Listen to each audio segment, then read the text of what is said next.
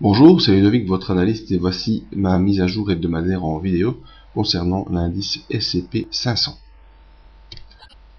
Eh bien, le S&P 500 cette semaine, nous gratifions encore d'une semaine haussière, malgré la séance de vendredi qui est un peu baissière, mais on voit que majoritairement, surtout depuis lundi, eh bien, nous sommes sortis à la hausse de ce biseau baissier qui tenait depuis le début mai, sortis à la hausse avec encore 3 voire même quasiment 4 séances en dehors des bandes de Bollinger qui s'écartent fortement, ce qui nous montre que cette impulsion haussière n'est pas terminée.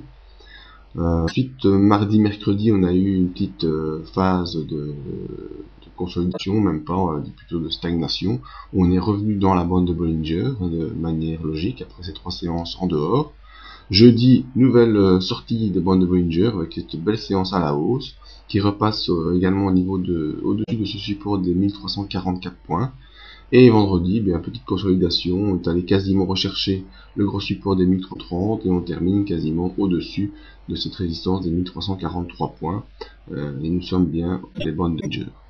La M20 s'inverse à la hausse, la M50 est à plat, et les moyennes long terme que sont la M150 et la M200 sont toujours elles aussi bien haussières. Donc au niveau long terme, il n'y a pas de souci, le S&P 500 est toujours en phase haussière, et au niveau moyen terme, c'est aussi la phase haussière qui l'emporte. On voit bien depuis la fin est en phase haussière très marquée, avec bien sûr parfois des retours, hein, c'est normal de temps en temps de faire un petit pas en arrière, un pas en avant.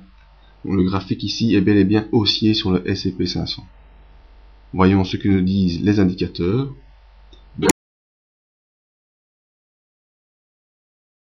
Un CD ici qui prend une belle amplitude, bien haussière, il est au-dessus de son signal, au-dessus de 0, et continue ascension, malgré la séance de vendredi qui est un petit peu baissière ici, que je mets en surbrillance. Il n'y a aucune inquiétude à avoir. Pour l'instant, en tout cas sur le court terme, le S&P reste bien haussier. Voyons au niveau des volumes, qui est très important pour voir la psychologie des acheteurs.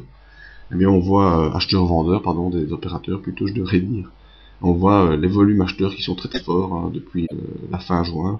Très fort volume acheteur, on voit un petit peu, on rachète très fort, on voit un petit peu. Et donc c'est plutôt, même au niveau des volumes, la confiance qui l'emporte. On achète plus que ce qu'on vend, donc les ventes sont plutôt des petites prises de bénéfices, sans conséquence. Et le stochastique nous montre lui les impulsions. Eh bien, nous montre que l'impulsion haussière qui est en cours est probablement arrivée à son terme et on a un début d'impulsion baissière ici avec une inversion du signal suite à la séance de vendredi. Maintenant, comme j'ai déjà expliqué, ça ne veut pas dire qu'on va directement s'effondrer.